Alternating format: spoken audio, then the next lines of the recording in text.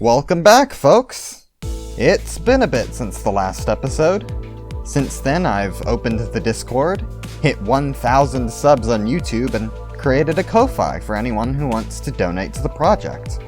I'm incredibly thankful to all of you, and I figured I'd create a roadmap detailing the plan for the system going forward, even past the 1.0 release. You can find the roadmap and the rules document. We've also got a logo now, thanks to Tequila Sunset. I don't know if this will be the permanent logo, but it's what I'll be using for the foreseeable future.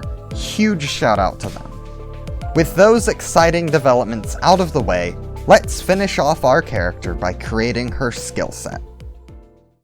Last episode I introduced our character, Veronica Grace, an underground rock artist who is forced out of her comfortable nest home and into the back streets. We decided that her kit would be focused around evade dice and charge, to fulfill the role of the party's tank. Now, let's figure out her skills. Skill creation starts by choosing what's called a base, your starting point which defines the skill's cost, as well as the number, size, and type of dice. To pick a base for your skill, just go to the Skill and Ego Library section of the guide. This is an incredibly important section for what we're doing today, so keep it open. Let's start with our first skill.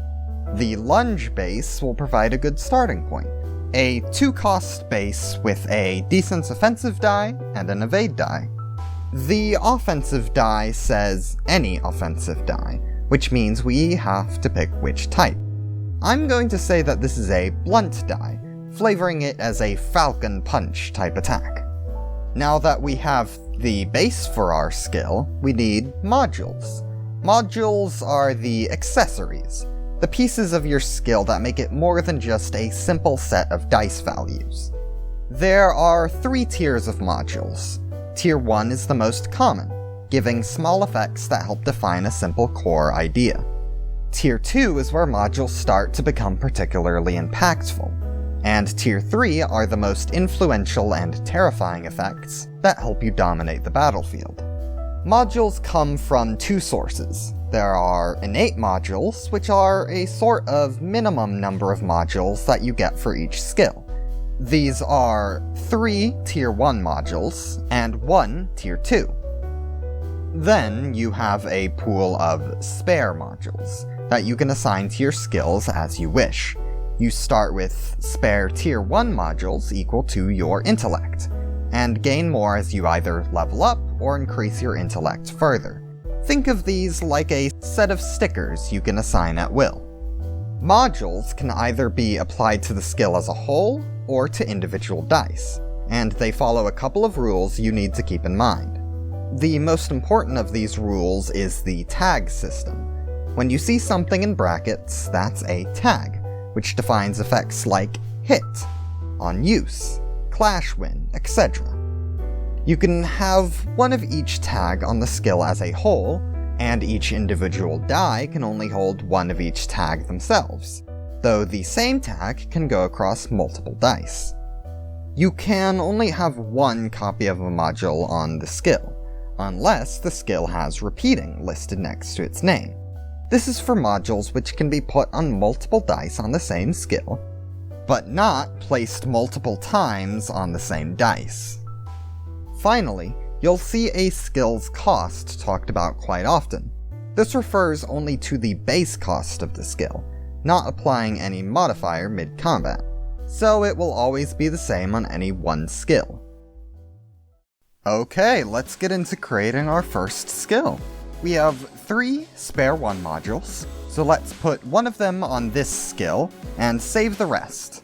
That leaves us with 4 Tier 1 modules and 1 Tier 2. We know we want charge, so let's go with the charging module as our on-use effect. Let's also boost our evade's power by 1 by adding the stronger module.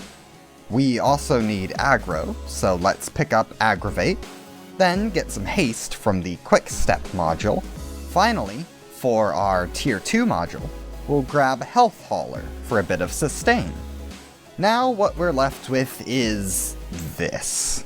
It's not very readable. Let's fix that. First off, all the cost effects can have their numbers finalized. Now, since our Agility 4 milestone permanently buffs our evade dice, let's apply that too, so we don't have to remember it every time. We can also apply this to the evade dice we get from our battle ability. Finally, we'll rename our skill to something more unique. And by unique, I mean a Xenoblade Chronicles reference. That's our first skill done, but we've got 3 more to go through. I'm not going to do step-by-step for these, but I'll talk about why I'm making each skill the way it is. We should probably take a skill of each light cost from 0 to 3. Let's start with a 0 cost skill. I'll go with a single offensive die, since we already have an extra free dodge, make it very reliable as a clashing tool, and give it some bind for extra speed control. Next, let's get a block die in here for some defensive variety, and use it to generate more charge as well. We can also throw some protection on to either keep ourselves safe, or protect others when we don't have enough aggro. Finally, we need to talk about unique skills. Unique skills function similar to bases, but come with effects that I don't want you combining with each other. When you take a unique skill instead of a normal custom base, you don't get any innate modules, but can still add spare modules for some customization. Let's take the unique skill Scratch then, a powerful offensive skill that nerfs our offenses after use. Since we're more defensive oriented, this is a good option to go all out, then recover later. That's it for our 4 starting skills. Our character is completed for level 1. But at level 2, we're going to get our base ego. We can totally make this when we level up, but since it's so soon, I recommend making it ahead of time, unless you think you need to get a hang of the system. Base ego creation is similar to normal skill creation, with a few differences. Starting off, you pick a base of cost 2 or higher, then you add 3 rank 1 modules, 1 rank 2 module, and a rank 3 module. This'll be your only rank 3 for a while, so pick something impactful. Now we have to choose between 2 special ego benefits. We can either give additional dice power based on the number of dice, or we can treat this skill's cost as being 1 higher when determining cost-based effects. In essence, you're choosing between raw power or increased effect potency. Now, we apply our universal modifiers, like our agility milestone. Next, pick an ego passive from the list in the ego section of the skill and ego library. Once you use your ego, this will give you special effects ongoing for the rest of the fight. Finally, our base ego's emotion point cost is set to 6, and the category is Zayn. This is what I've come up with for Veronica. Covers most of her bases, and should help her very tight light regen in a longer fight, as well as the counter die to both be offensive and defensive at once. Congrats! You got through skill creation. Now, you're ready to hop into a game. So, what now for the series? Well, I would make a video on leveling up, but the system for that is a placeholder.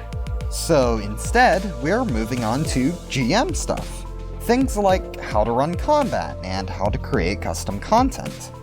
Speaking of custom content, the folks over at the Discord have been putting in good work making homebrew creatures, modules, and even stuff like alternative character sheets, which I've made available through the main document. Some of the homebrew was also high enough quality that I felt like I just had to put it in the book.